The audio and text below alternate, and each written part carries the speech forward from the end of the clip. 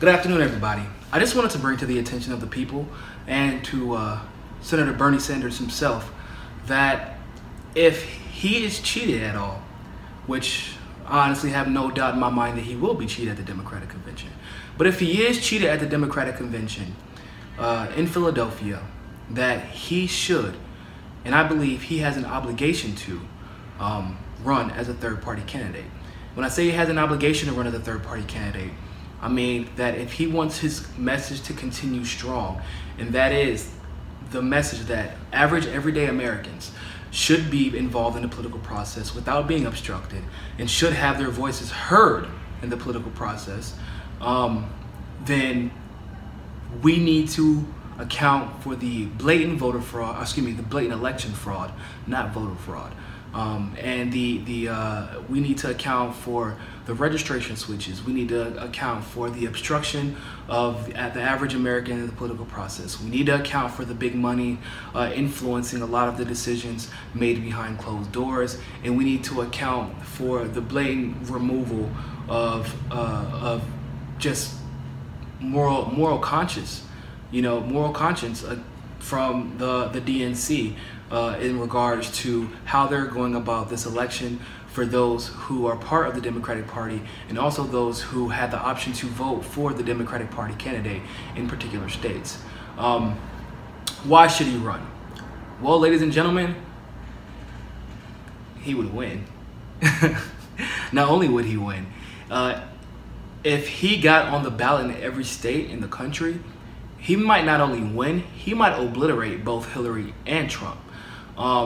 The facts don't lie, ladies and gentlemen. As we know, he is currently one of the most liked candidates in the history of the United States of America. And Hillary and Trump combined for the most disliked candidates in the history of America that could potentially be running as presidential nominees of their respective parties. What does that say? And why is that important? So, one thing we have to realize is that at the point where we are talking about a general election, Bernie Sanders officially has the numbers to be part of a publicized debate, any presidential publicized debate, which means he will, after his prolonged exposure as a presidential nominee to his current Bernie supporters, he will now have more momentum as he is admitted to debate not once, not twice, not 6 times, but as many times as we know the presidential candidates debate over the course of the general election. So that will mean that you will see a Bernie Sanders that is now in stark contrast from a Hillary Clinton and from a Donald Trump. As we know, many Republicans, especially moderate Republicans, do not like Donald Trump. As we know, many Democrats also do not like Hillary Clinton or Donald Trump. We know every Republican damn near doesn't like Hillary Clinton, and we know that her numbers rarely, if ever, get better statistically as far as while the race continues to increase her chance of winning. That never has happened. She has to be beating the opponent by a substantial lead, statistics and polls say, for her to actually beat her opponent by the time election time arrives. So that means people are waiting for someone to come in. And although I'm not necessarily against Gary Johnson, I love Jill. Jill's an amazing woman. But the fact of the matter is, Bernie already has the following. Bernie already has the methodology. Bernie already has the message because it's been partially adopted by the Democratic Party, but it's been holistically adopted by Hillary Clinton, although she has no intention on keeping any of the message intact once she enters office. And I think a lot of people realize that. And most importantly, he has a message that most Americans agree upon that Hillary Clinton nor Donald Trump have. And most Americans haven't heard it.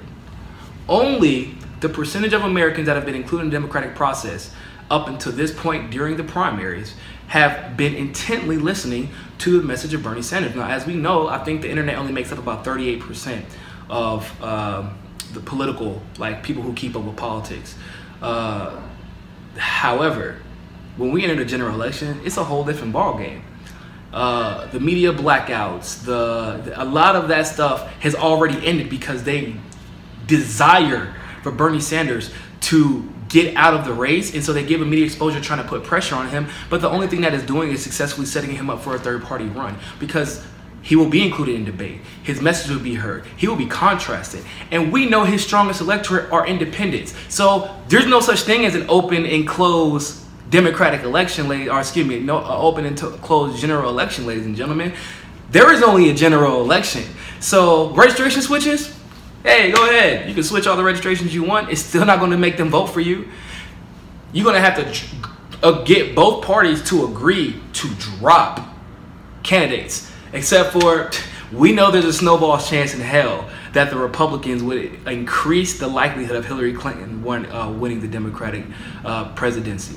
And we know that they probably favor the idea of Bernie Sanders coming in and taking supporters away from Hillary Clinton. So they'll be more than happy to agree to let Bernie Sanders into the debate. I would say a little bit more than half of the Republicans don't even like Trump. And they do, in fact, like Bernie Sanders, and they speak very highly of him. And so those are things that we must take into consideration, right? One thing we know is that independents make up 46-ish% of the electorate, and 30% of them identify as liberal. I believe 24% of them identify as conservative, and 46% of them, roughly, it's like 46 or 43%, something to that extent, close enough, identify as moderate, making their decision depending on the issues at hand, and they don't make their decision usually until right before the election, the general election. They don't participate in the primary process. So what does that mean, ladies and gentlemen? That means that Bernie Sanders has an entire electorate that he actually hasn't reached to. And we can talk about the people my age, the millennial generation, all day. But the fact of the matter is, 30 to 40 to 50-year-olds, half of them, black, white, Latino, whatever, have not heard Bernie Sanders' message. They've only heard that he has a message, and they've heard that people like it, but they heard that Hillary Clinton is the inevitable quote-unquote nominee, so they don't want to give him the credit that he's due. However, if he is up there taking 30, 40, 50% of the vote by joining this race, all of a sudden the world is forced to listen to him, and they have to figure out, well, where did his following come from? How did this guy come out of nowhere? So we have to remember that increased exposure is pretty important in this situation. Not only do we have the exposure that he probably should have had from the very beginning with his immense amount of ridiculous popularity, most popular candidate in presidential history right now, ladies and gentlemen. That's what we're talking about. We will see Republicans, Independents, and Democrats all converge. The ones who despise what we're seeing right now in modern day politics all converge on this man. And so he obviously has a chance to win. Now this one is for my Democrats who swear up and down that Hillary Clinton is scot-free. So, as we know, Hillary Clinton has had her little case reopened by the State Department itself. And the only reason they had to remind us that the only reason they closed it was because they didn't want to interfere with the FBI's investigations. Perfectly reasonable. Yeah, it gets better. Republicans had the hearing. Comey left Hillary Clinton wide open, pretty much saying that she pretty much admitted to perjury throughout the FBI investigation in regards to what she did, in regards to the hearing that she had with the Benghazi committee in that situation. Benghazi is probably not the most important thing, but the fact of the matter is she was saying to both Comey and the Republican committee that certain things weren't classified when they were, and she has been absolutely careless. That is actually the least striking thing to me in the email situation, is her absolute carelessness, because she showed carelessness when it's come to several different policies in the United States. So I don't really know, not even the United States, abroad, in the US, whatever. She's always shown carelessness, but it's what's in the email that actually scared me. But I digress. What we see is an she might not make it to the general. Like, she can make it to the general election. She may be the presumptive nominee. She may even win at the Democratic convention, ladies and gentlemen. However, we don't know if she will make it to the general election. We don't know if the Republicans will let her get that far. There's a bill being introduced by the Republicans to make sure that she will have administrative sanctions. What do those administrative sanctions include? Well, most importantly, they include the revocation of her security clearance. For you people who have never been involved in the U.S. government, I can tell you it will be very difficult for you to become president if you have zero security clearance. You won't even be able to appoint anybody. You won't even be able to go to your own presidential briefings. So yeah, that's a problem. And because of this, it's looking less and less likely that Hillary is a viable candidate. And it's looking less and less likely that she will be left wide open. Or it's looking more and more likely, that she will be left wide open to attacks from none other than Donald Trump. Hell, even Gary Johnson and Jill Stein have not really held back on outing Hillary Clinton. But the most important thing is, during these live televised debates that Bernie will undoubtedly have to be a part of, considering he won 46% of the 46%, we all know he won, but 46% of the Democratic electorate, he will have to be part of these debates. And while Hillary is attacking Trump, Trump is attacking Hillary, Bernie Sanders no longer has to attack either one of them. He will attack the same things he's always attacked, which are the issues, and he will talk about the same things he's always talked about, the issues. And while they look like little children fear-mongering America into voting for the lesser evil, Bernie Sanders will come out looking like Jesus has been reincarnated and has come back on the third day from the dead. Like, that is huge, because he doesn't like attacking Hillary because he likes speaking about the issues, but he doesn't have to anymore. And Trump's attack will make anything that Bernie is willing to say look like, you know, just like he's praising her at that point, because Trump politically despises Hillary, because at this point he's bought into the fact that he's actually a legitimate candidate. So we also need to consider the fact that Bernie Sanders is endorsing progressive candidates, and at certain points that is more important than him actually being president himself. And as a presidential candidate, he has a lot more pull and a lot more influence while he's endorsing these progressive candidates across the nation. I mean, like Senate, you know, House, municipal candidates, things like that, candidates like that, in the local communities where we need them the most. And if he pulls out, then he kind of loses some of that if he endorses them, because he won't get the television time and he won't get the exposure that those endorsements that are critical to our progressive movement will need. Finally, I want to talk about the fact that they're pushing for Bernie Sanders to endorse Hillary Clinton so much. Why? Because everything I just told you in this video. They don't want Hillary Clinton to have to run up against Bernie Sanders as a third-party candidate. Talk about Bernie or bust. If Bernie ran, even if you never heard of him before, people would vote for him just for the Ralph Nader effect, to make sure that another candidate didn't win. Whether the Republican side would do it to make sure Trump wouldn't win, or the Democratic side would make sure to do it to make sure that Hillary Clinton didn't win, or vice versa.